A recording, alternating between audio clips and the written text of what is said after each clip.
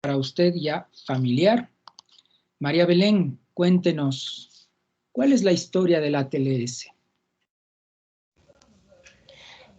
A ver, le comento que todo empieza en 1976 cuando el doctor James, que era un cirujano ortopedista, tuvo un accidente ¿Qué tipo de junto accidente a fue, María sus Belén? hijos. ¿Mande? ¿Qué tipo de accidente? De su avioneta. Eso, ¿qué tipo de accidente fue? Sí, él tuvo un accidente en su avioneta, Ya, piloteando. ok, es que no nos dijo de qué tipo de accidente fue. Ah, según yo Mm. sí. Ya, y se estrelló en un campo allá en Nebraska, en donde sus hijos resultaron con heridas críticas y leves, y su esposa falleció. Entonces, él no tuvieron todos los cuidados, y ahí es que comienza esto de la TLS. Él creó esta parte de la TLS. Kimberly, está por ahí. Sí, doctor. Complemente la historia, no nos queda claro cómo fue que, o sea, en definitiva, si es que fuera así las cosas, toda víctima de accidente desarrollaría un programa de cobertura global. Finalmente, ¿cómo? Ya, doctor, continuando con lo que se refirió, tras la muerte de la esposa, entonces, y al no haber sido atendidos adecuadamente, el doctor empezó a prácticamente a realizar un estudio de cómo podríamos atender, cómo se podría hacer primero un triaje para atender a las víctimas que hayan sufrido esos accidentes. ¿Solo un triaje? Ent- Perdón, Doc. ¿Solo un triaje? Eh, sí, Doc, aparte, o sea, lo más importante que se inició fue el triaje. Y aparte de eso, poder también, o sea, estudiar y poderles clasificar básicamente a las víctimas y dependiendo de eso, poderles dar la atención más adecuada a las personas que sí tenían posibilidad de salvarse y a las que menos probabilidad tenían de ello, ¿no? Ok, bueno, si es que ATLS solo fuera un sistema de triaje, nos quedaríamos contentos en poder clasificar a las víctimas de menor, de moderada y de mayor gravedad. Y eso no es así, ¿no? De hecho, en el título del texto, ATLS significa el soporte avanzado en víctimas de trauma, es decir, no solo voy a clasificar la gravedad de la herida, sino también voy a ejercer acciones para revertir el curso natural de una lesión que puede potencialmente acabar con la vida de la víctima. Entonces, no solo es eso.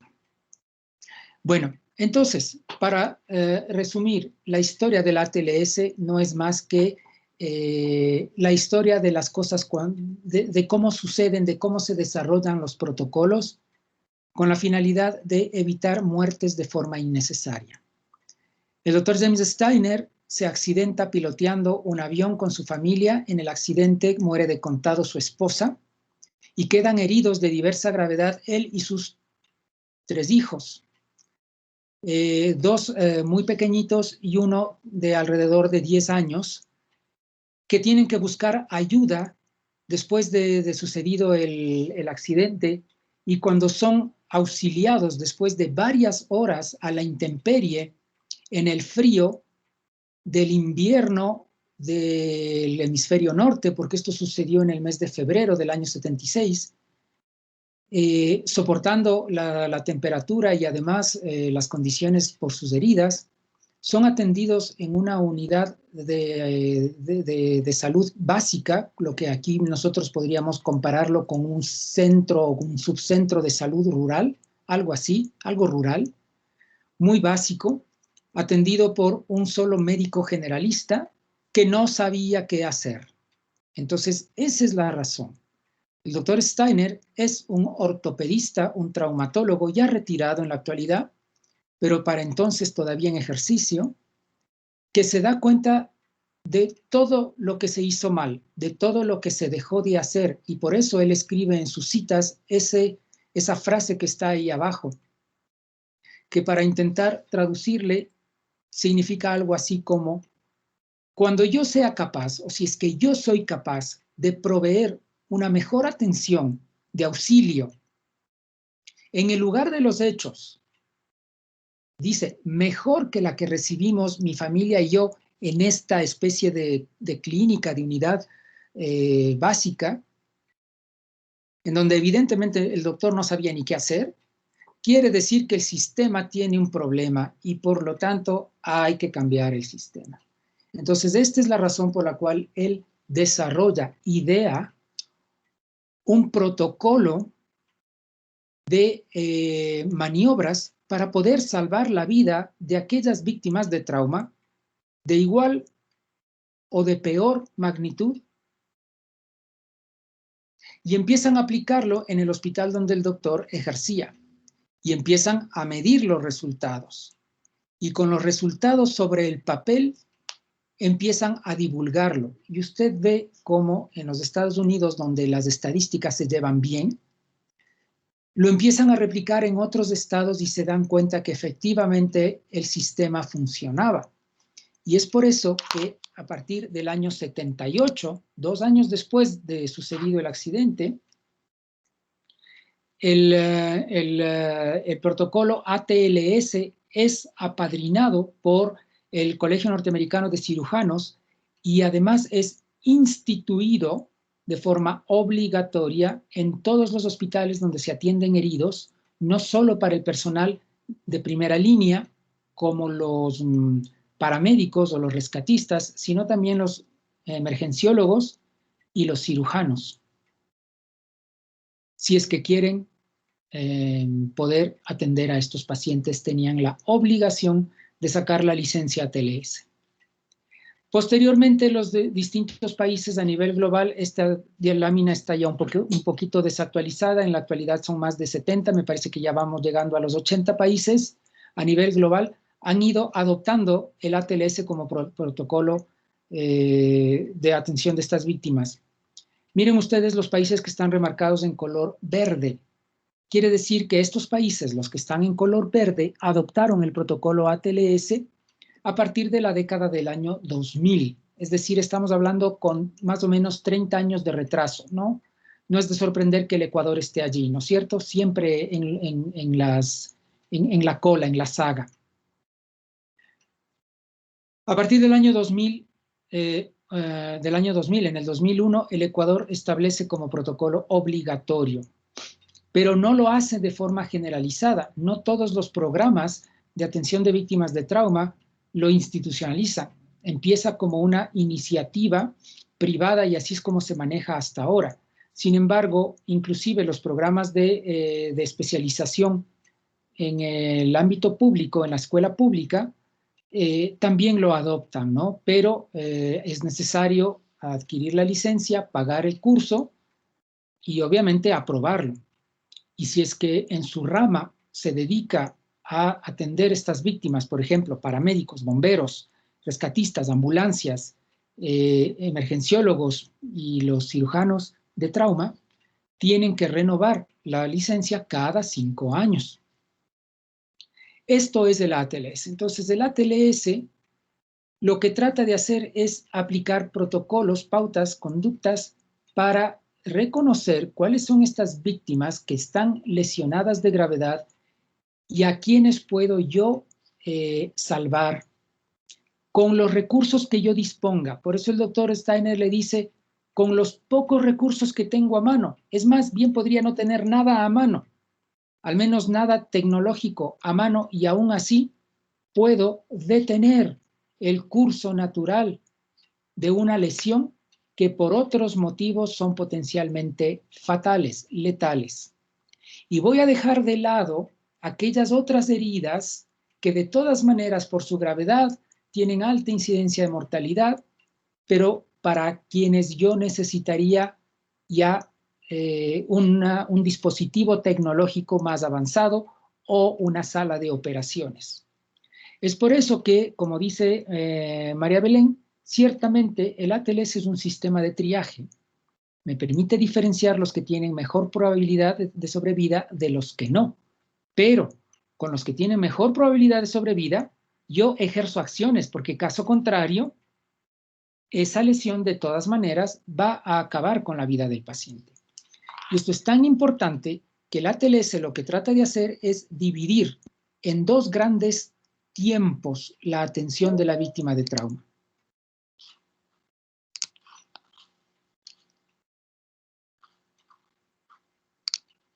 La revisión primaria y la revisión secundaria. En la revisión primaria yo me dedico a reconocer estas lesiones que son graves, pero con las que yo puedo tratar rápidamente, siempre que yo sea agudo en el diagnóstico, y las puedo tratar con recursos limitados. Mientras que dejo para la revisión secundaria aquellas lesiones que son más graves y que yo obligatoriamente necesito llevar al paciente al quirófano, por ejemplo. No lo puedo tratar, digamos que en la ambulancia o en la vereda donde está el paciente herido, no, sino que necesito llegar al hospital. Y también para la revisión secundaria dejo aquellas lesiones que este rato no comprometen el estado de vida del paciente y que yo no debería perder tiempo en tratarlas en desmedro de otras más prioritarias. Me explico. Por eso es un sistema de triaje. Ahora, en la revisión primaria, ya enfocándonos un poco a lo que es la parte del tórax, necesito yo reconocer cuáles son aquellas que le van a matar al paciente en forma súper aguda, hiper aguda. Si yo no tomo acciones en cuestión de minutos, probablemente este paciente fallece. Y en el texto, porque pues, puede ser que usted disponga de una edición más antigua, de pronto una edición más nueva, puede ser que la tenga en español o la tenga en inglés, no sé qué edición sea la que usted revise. Aquí puede haber una cierta confusión. Ya vamos a ver cuáles son las lesiones que hay que tomar en cuenta en la revisión primaria para no equivocarse cuando usted haga la lectura y la interpretación del texto de la ATLS. Además, en la revisión secundaria, también tengo que realizar todos los estudios de gabinete, los auxiliares, que me toman tiempo, que me consumen tiempo y que me hacen perder de vista al paciente. Entonces, allá hago yo todos los estudios que este rato no son prioritarios o aquellos estudios que me van a quitar de mi vista al paciente, que si de no haber todavía controlado las más prioritarias, podrían ocasionar una complicación seria en ese paciente. Ok, ahora, en cuanto a la revisión primaria, se hace bajo un algoritmo, no es un algoritmo, digamos que una mnemotecnia, una fórmula mental que le ayuda a que no omita los pasos, que los cubra todos y que se las pueda repetir de forma reiterada tantas veces como sean necesarias. Para poder entender el ATLS, entonces decimos, es una revisión secuencial. El A, B, C, D, E del trauma, de la revisión primaria, pues en ese orden sería secuencial, pero en la vida real, los pacientes a veces no nos dan tiempo para hacer o dedicarnos al A y después pasar al B y después pasar al C. En ocasiones los pacientes pueden tener compromiso en el A, en el B, en el C, en todos de manera simultánea. ¿Para qué entonces me sirve la ATLS? Lo primero que tengo que tener en cuenta es que el paciente que tiene un compromiso en la letra A tiene mayores probabilidades de fallecer más rápido que si es que el compromiso está en el B. Lo mismo, si es que el compromiso está en el B, tiene mayor probabilidades de fallecer más rápido que si el compromiso está en el C. Ahora, tanto el A, el B, el C, el D o el E pueden ser graves y le pueden matar al paciente, sí, pero unos tienen prioridad sobre otros. Si el paciente tiene compromiso en 2 o 3 letras en simultáneo, yo tengo que hacer una evaluación simultánea. Ya no me sirve tanto lo secuencial, pero siempre tengo en cuenta que si, por ejemplo, este paciente tiene compromiso en el A y en el C, pongamos un ejemplo. Déjeme ver.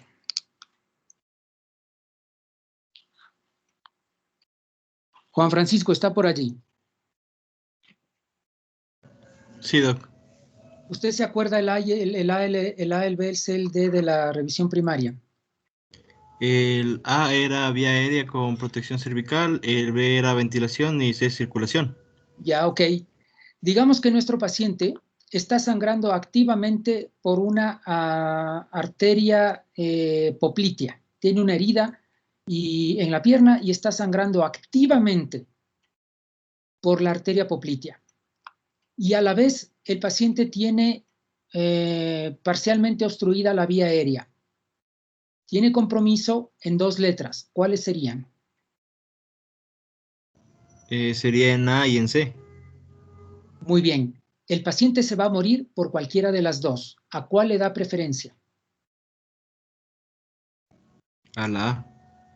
A la A, claro que sí. ¿Por qué razón? Porque la lesión de la A le mata al paciente más rápido que la lesión en la C. Sin embargo, si este paciente está ya en un estado de choque severo, si yo no tomo en cuenta la C, no importa que yo le intube al paciente, igual ya no tengo volemia, el paciente no tiene pulso. Entonces, es por eso que a veces también puede ser simultáneo. Y en la revisión secundaria aplicamos el acrónimo AMPL. Les sugiero que no haga tanto caso a la versión españolizada, sino que se ciña a la versión original en inglés, que es AMPL, de la revisión secundaria. Ya vamos allá en un ratito. Bueno, pues entonces aquí está lo que acaba de decir Juan Francisco. Eso se lo dejo solamente para su referencia. Y aquí están las lesiones que hay que tomar en cuenta en la revisión primaria. Y aquí le voy a hacer una observación. La edición 19ª, una de las últimas ediciones en inglés, me parece que es la 20, le motivan a confusión porque le hacen interpretar que la contusión pulmonar es una lesión para tomar en cuenta en la revisión primaria.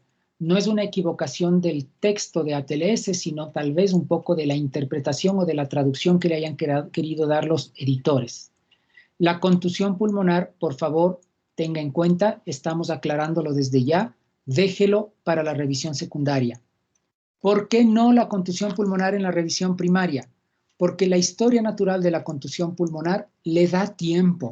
Y hemos dicho que en la revisión primaria tengo que yo reconocer y revertir el curso natural de aquellas que son hiperagudas. Y la contusión pulmonar, si es que no se da cuenta de que existe, le va a complicar al paciente probablemente con una condensación.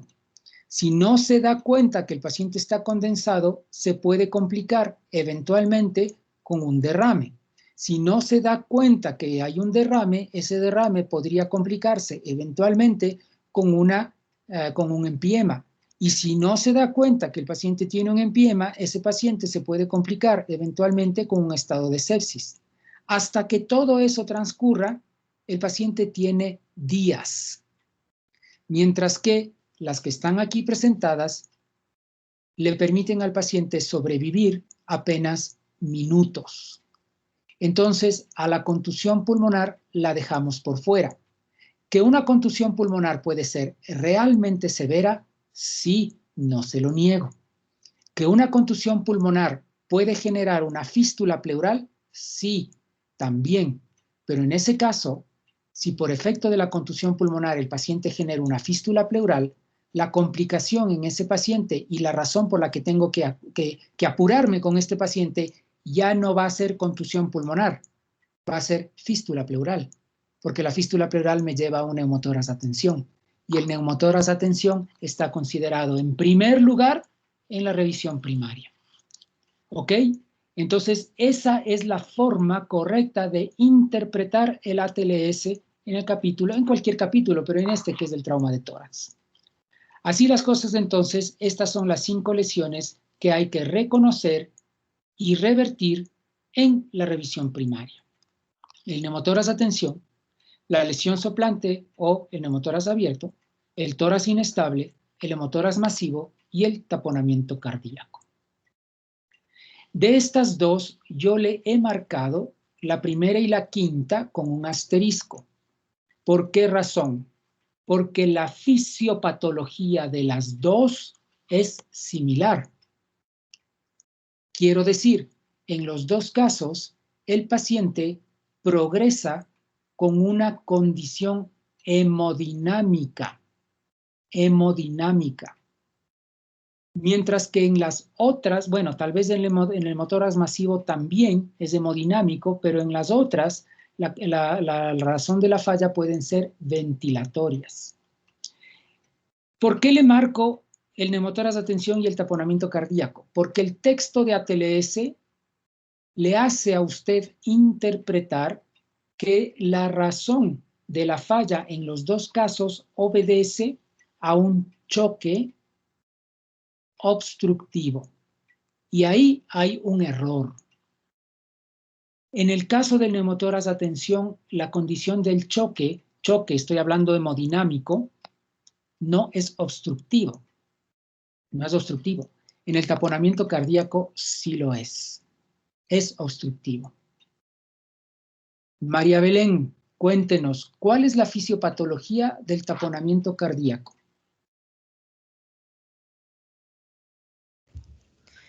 A ver, comenzaba por un llenado de sangre en el corazón, en la zona del pericardio. De ahí era con cada movimiento que hace en sístole, nos llega a llevar más sangre, entonces comienzan a dilatarse todas las cámaras y que cada vez impulsa hacia una nueva sístola, hay que tener menor capacidad del corazón para contracción.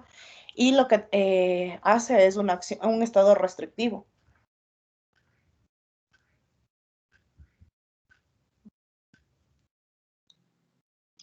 Kimberly.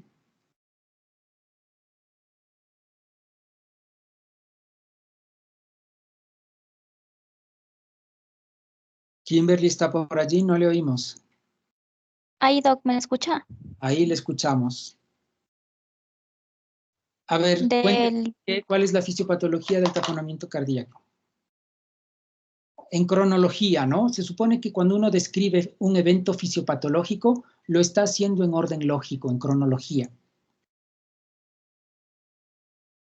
Ya, Doc, se podría considerar que es un síndrome clínico principalmente desde la parte hemodinámica, No el nos cual... defina, descríbanos la fisiopatología. Ya, entonces va a haber una acumulación de sangre, podría ser en el pericardio. Con ¿Podría ser ello, en el vamos a... pericardio? O sea, podría no ser también en En el el pericardio. No, en pericardio. A ver, necesitamos puntualizar, hay que ser objetivos en las descripciones. Si estamos Ya, hablando entonces, de un taponamiento cardíaco traumático, ¿cuál es el primer evento? que suceda cualquier incidente y con ¿Cómo es un ello, incidente? ¿Cómo qué incidente? Sea por ejemplo, objetivo. que el paciente presente yo que sé, algún trauma penetrante.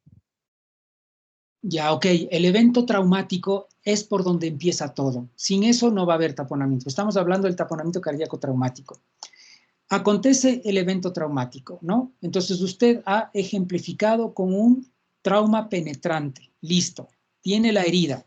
Digamos que es una puñalada, ¿ya? Le apuñalaron al paciente. ¿Qué sucede a continuación? Después va a existir una acumulación de sangre en el pericardio. ¿De dónde sale la sangre al pericardio? O sea, va a haber todo un colapso, ¿no? Porque tras ¿Cómo el es eso de un paciente, colapso? o sea, tras el paciente sufrir una herida, entonces se va a acumular sangre. ¿De Entonces, dónde viene la sangre que se acumula en el pericardio? De la pleura, podría ser. ¿De la pleura? Pero estamos hablando del pericardio. ¿Qué tiene que ver la pleura?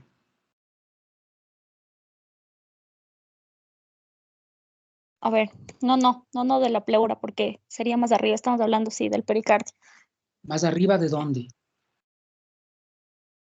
Mm, es que no le entiendo, doctor. O sea, el paciente sufrió un Voy a accidente. volverle a Entonces, plantear la esa pregunta. sangre, Kimberly, escúcheme. Le voy nuevamente a plantear la pregunta. La pregunta es muy simple. Dígame la fisiopatología del taponamiento cardíaco traumático. Dígame, supongamos que está usted contestando una prueba de examen. Fisiopatología del taponamiento cardíaco traumático. Ya viene por un evento Ahora sí, traumático. ¿ya se entendió la pregunta? Sí, doctor. Ok, hágale. Entonces, primero viene de un evento traumático. Continúe. Tras ese evento traumático, vamos a tener una acumulación de sangre. ¿En Esa dónde? sangre puede venir propiamente en el pericardio, ¿no? ¿De dónde viene? Y esa sangre puede venir por alguna, en el momento que se dio el incidente puede haber algún daño en alguna arteria, entonces por una ¿En cuál congestión en arteria? esas, ¿En cuál arteria? Kimberly, sea más objetiva. ¿En cuál arteria? ¿En la arteria yugular? ¿En la arteria carótida? ¿En qué arteria?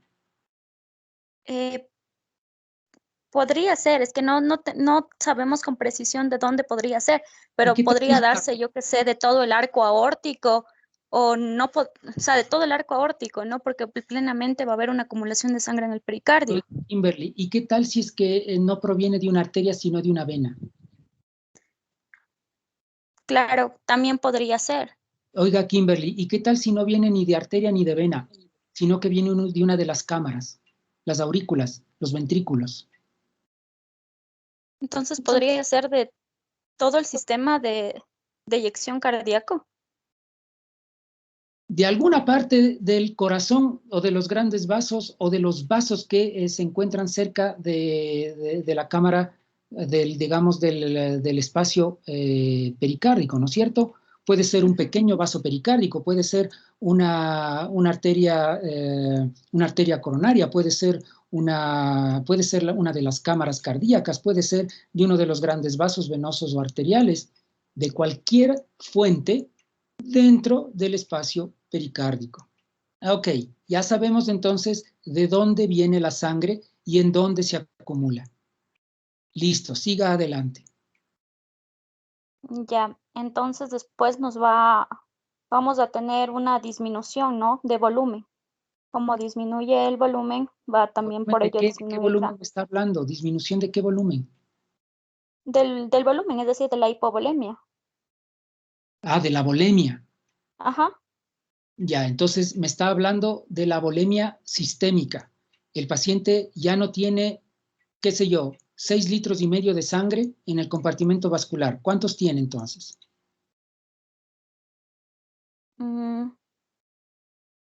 No sé, doctor.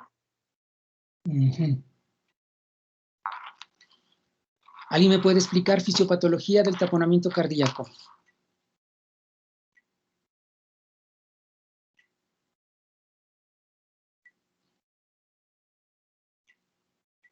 Nikita.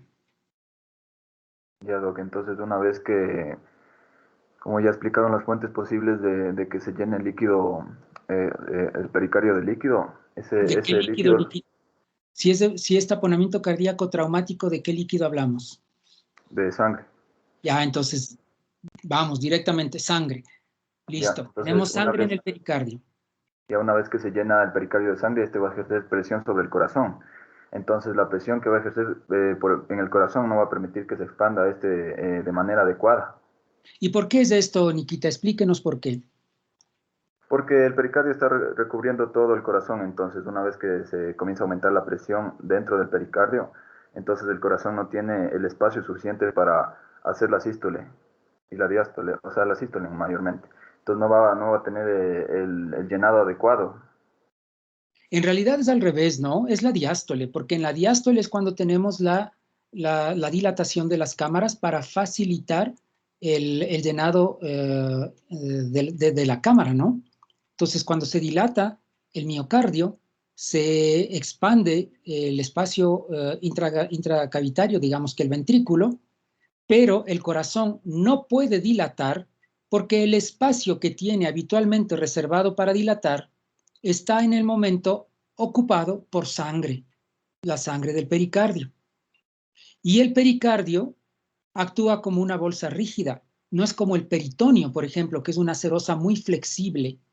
El pericardio es una serosa bastante más rígida, no tiene mucha, aquí voy a traer una palabra, no tiene mucha compliance, no sé cómo se dice eso en español, ¿cómo le podríamos poner?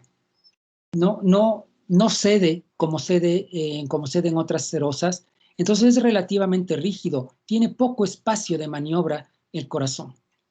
Entonces, ok, el corazón no se expande suficiente, ¿no es cierto? Está restringido, por lo tanto, el volumen de sangre que ingresa a la cámara es menor. Este es un fenómeno sucesivo y progresivo. Con cada nuevo movimiento de sístole, cuando el corazón se contrae, está dando más espacio para que se llene sangre en el saco pericárdico, de modo que para el siguiente ciclo de diástole, ya no solo que no tiene el mismo espacio que tenía antes, sino que ya tiene menos, y así progresivamente. Ok, Nikita, entonces, esto es un proceso progresivo, ¿y qué pasa después? Ya, entonces, pues como ya dijo, va a haber una menor cantidad de sangre que sale del corazón hacia los tejidos periféricos, con lo cual va a haber una insuficiente oxigenación. Lo que va a intentar por compensar el corazón va a ser aumentando su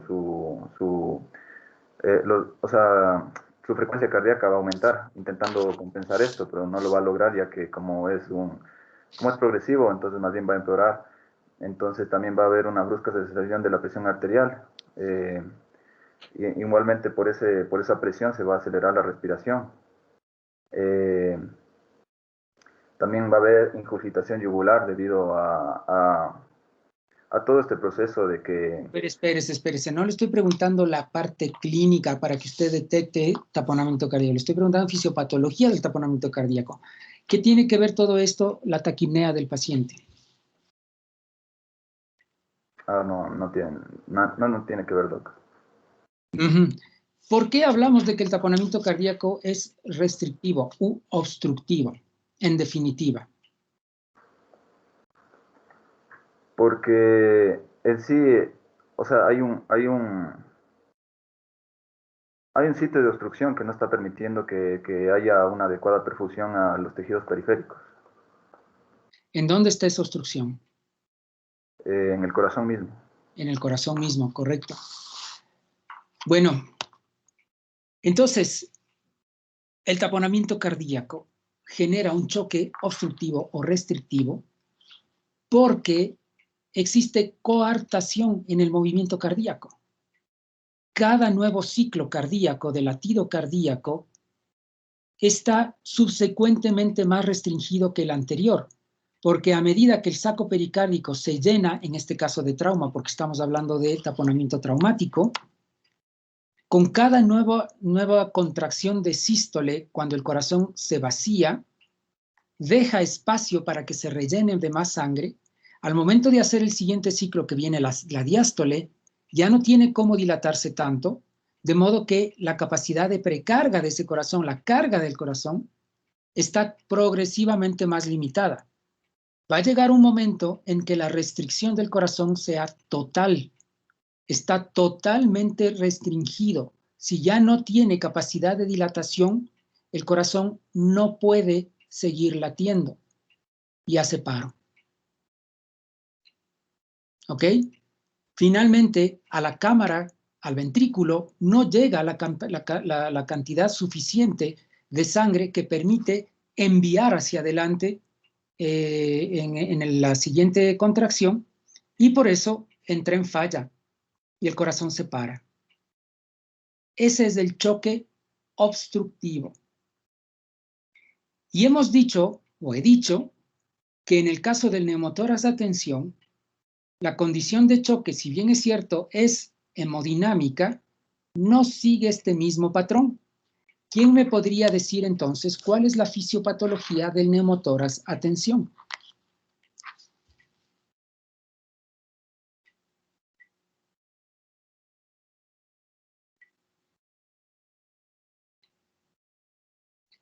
Alexander.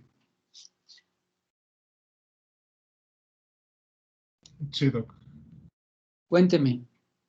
Bueno, como estamos viendo, va a existir un trauma, ya sea contuso o abierto, que va a crear que la pleura, ya sea parietal o visceral, cree un espacio, o sea, se abra ese espacio que existe. Entonces, como hay una diferencia de presión entre la pleura, el espacio pleural con el aire ambiente, va a entrar oxígeno o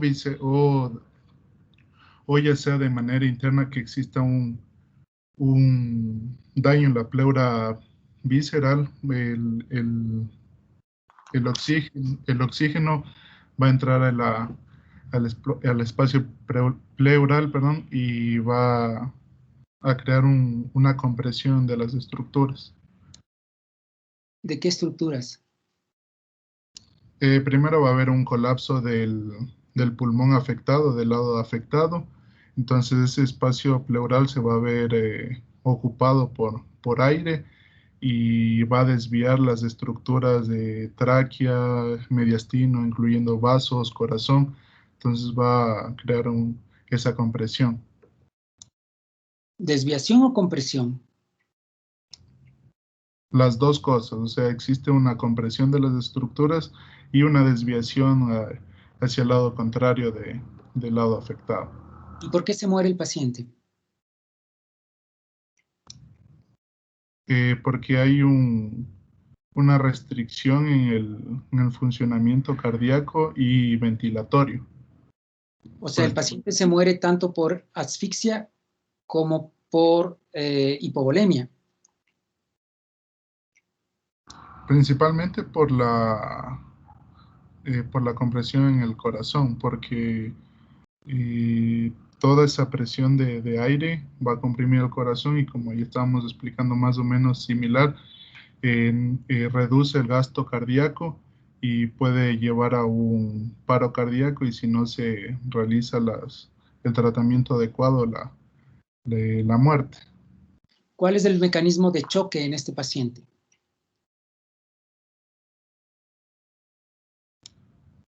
¿Distributivo? Distributivo. Deme otros ejemplos de choque distributivo. Solo para asegurarme de que entienda lo que es un choque distributivo.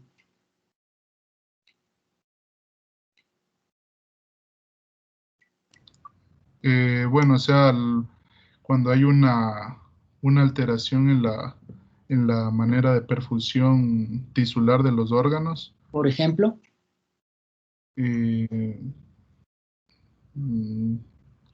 Tal vez, no se me viene un...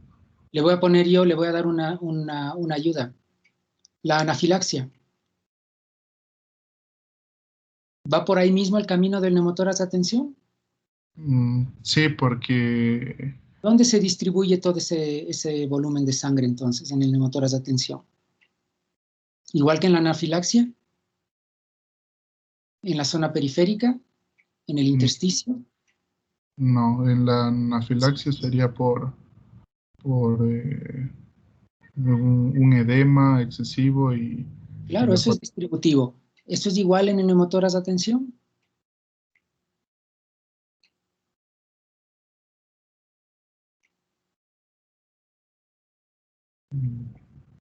No sé si me equivoqué, pero sería obstructivo. Obstructivo, igual que el taponamiento cardíaco. Es que tengo esa leve confusión por lo que en el ATLS llevaba eso. Bueno, para que vaya viendo, entonces, que cuando uno lee, necesita entender, hay que razonar, no solo leer por leer, ¿ok? Lo primero que me queda claro es que de fisiopatología estamos flojos. Y tome en cuenta que trauma usted revisó en octavo semestre en clínica quirúrgica. Le puedo recitar el sílabo de octavo semestre. Yo sé que usted revisó eso allí, en el tercer progreso. Y no nos ha quedado clara cuál es la diferencia entre los distintos tipos de choque y cómo se podría describir una fisiopatología común y corriente. Fisiopatología para lo que usted hable, no solo de trauma. Yo le pedí ayer que vaya a revisar, no ha leído. Y entonces aquí la evidencia está clara, no terminamos de entender cómo sucede. Bueno, el texto le dice que en los dos casos la condición de muerte obedece a un choque, ¿no? Y en los dos casos le dice que es obstructivo. En el taponamiento cardíaco, el corazón entra en falla porque no tiene espacio para moverse. Por eso es obstructivo, está obstruido, está restringido, está coartado, no tiene forma de moverse. En el caso del neumotórax de tensión, el problema no está en el pericardio, está en la pleura, que es otra cavidad. El corazón tiene espacio suficiente para moverse porque el pericardio no está comprometido. En el neumotórax de tensión, el compromiso está en la pleura. En definitiva, el neumotórax de tensión lo que genera es una desviación de la columna central del mediastino, originando el colapso de las estructuras más débiles en el mediastino, las venas cavas, no la aorta, no el pericardio, no las cámaras cardíacas, las venas cavas. Con el desviamiento de la columna central del mediastino y el incremento progresivo de la presión dentro del espacio pleural, las venas colapsan o se acodan. Y si se colapsan o se acodan, el corazón deja de tener retorno. No porque está obstruido ni porque está restringido el corazón, sino porque se detuvieron en las cavas. Y al dejar de haber flujo por las cavas, las cámaras del corazón no tienen retorno. Si no hay retorno, no hay precarga. Si no hay precarga, el corazón entra en relantín. Está sobrerevolucionado sin ningún trabajo, no hay torque. Y el corazón hace falla. Entra en falla y hace parada. Si es que quiere usted, le voy a poner un ejemplo, una analogía. Vamos a suponer que la víctima que viene este rato no tiene neumotórax de tensión. Está amputada la pierna derecha a nivel de la fosa poplitea y está sangrando activamente por la arteria y la vena femorales. ¿Ok? Ese paciente tiene compromiso en la letra C del ABC del trauma, ¿cierto? Va a entrar en choque. ¿Qué tipo de choque sería este? Cuénteme, Alexander. Ese es un shock hipovolémico. ¿Dónde está toda la volemia o dónde se quedó toda la volemia de este paciente que viene con una amputación de la pierna? Bueno, está saliendo fuera del cuerpo. Está en el campo, ¿no es cierto? Está en la vereda, está en donde quiera que sucedió el percance. Ahí está toda la volemia. Los litros de sangre de este paciente están allí. ¿Dónde está toda la volemia en el paciente que tiene obstruidas las dos cavas?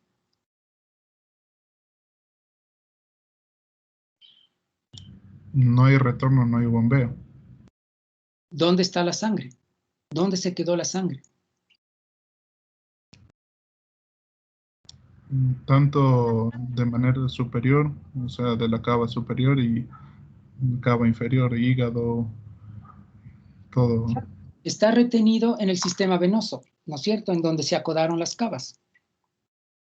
En los dos casos, el corazón se queda sin retorno. ¿Cómo se llama ese choque?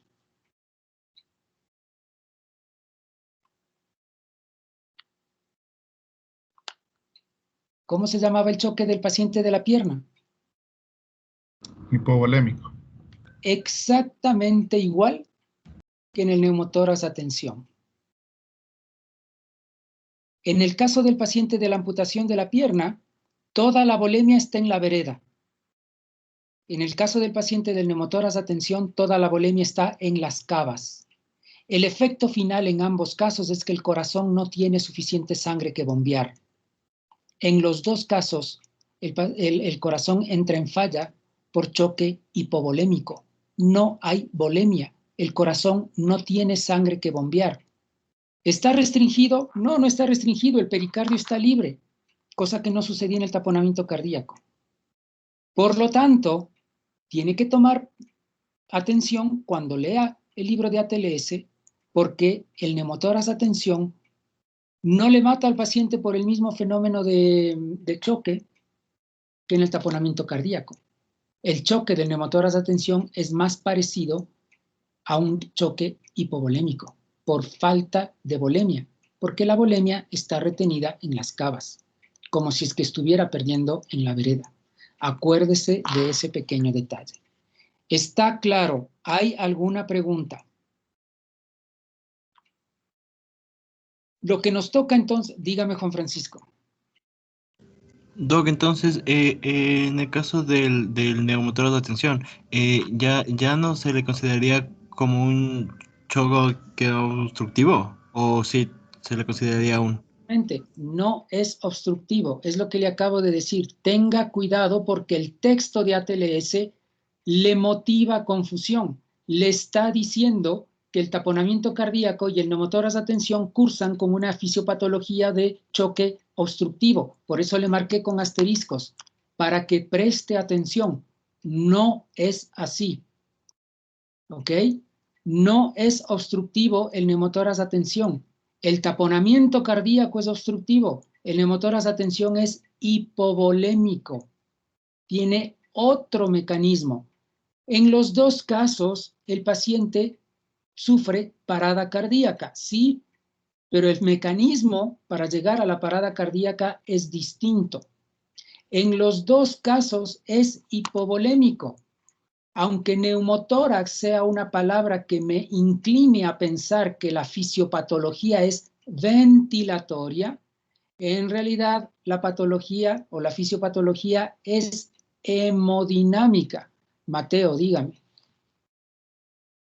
Doc, o sea, y también esto, como es un shock hipovolémico, o sea que podría ayudar lo que es la infusión de líquidos en este caso, o sea, aparte obviamente de manejar lo que es el neumotórax de tensión, pero también la parte de tratar o sea, corregir la volemia sería como que de ayuda o no tanto, sino más es por la fisiopatología. En realidad, en los dos casos, la forma de revertir el choque sería corregir la volemia. Pero en el caso del paciente que tiene amputada la pierna, la manera de corregir es tapar la tubería, ¿no es cierto? Cierre el vaso, pince, haga presión, haga algo, comprima el vaso por donde está perdiendo el paciente la sangre y reponga la volemia por una vía adicional. En el caso del neumotórax de tensión, la forma de reponer la volemia es quitando el obstáculo que impide que el corazón se rellene de sangre. Ese obstáculo es la presión intrapleural. ¿Ok? Entonces, ¿cómo alivio la presión intrapleural en un neumotórax de tensión? Con la aguja de descompresión súbita. Aquí lo que corresponde entonces es explicar cuál es la diferencia entre el neumotórax de tensión, el neumotórax abierto y el neumotórax simple, que es parte de la revisión secundaria. El neumotórax simple, para empezar, no le mata al paciente, por eso está en la revisión secundaria, no le mata. Mientras que los otros sí, son de curso hiperagudo y tengo que cuidarlos de que no progresen. Entonces vamos a definir, y aquí ya lo vamos, creo yo, que casi dejando, déjeme, sí, nos quedan 5 minutos. Le voy a explicar cuál es la fisiopatología del neumotórax. Si estamos hablando en el contexto de trauma, necesito tener un evento traumático, pero recuerde que neumotórax también se producen de forma espontánea en pacientes crónicos, pero por ahora lo vamos a dejar un poquito de lado porque estamos hablando del contexto de trauma. ¿Cuál debería ser el mecanismo traumático para finalizar con un neumotórax? Bueno, pues en el tórax yo tengo dos tipos de traumas, los contusos o cerrados y los abiertos o penetrantes o perforantes. ¿Es cierto? Dos, los abiertos y los cerrados, los contusos y los penetrantes o perforantes. Por algún motivo traumático, vamos a poner el ejemplo del contuso. Supongamos que el paciente tiene un impacto por desaceleración.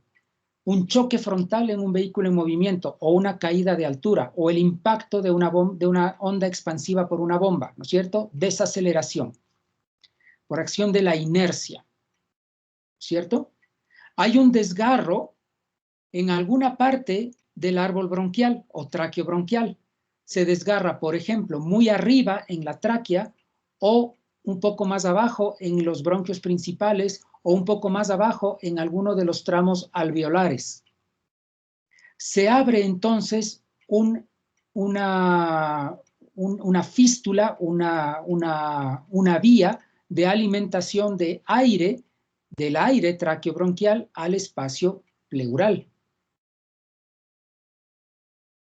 que tendría que estar ocupado por el pulmón. Como ese espacio ahora está ocupado de aire, el pulmón tiene que retraerse, se comprime por acción de la presión. Eso se llama neumotórax. Veamos ahora el ejemplo de un neumotórax por trauma abierto, digamos un penetrante.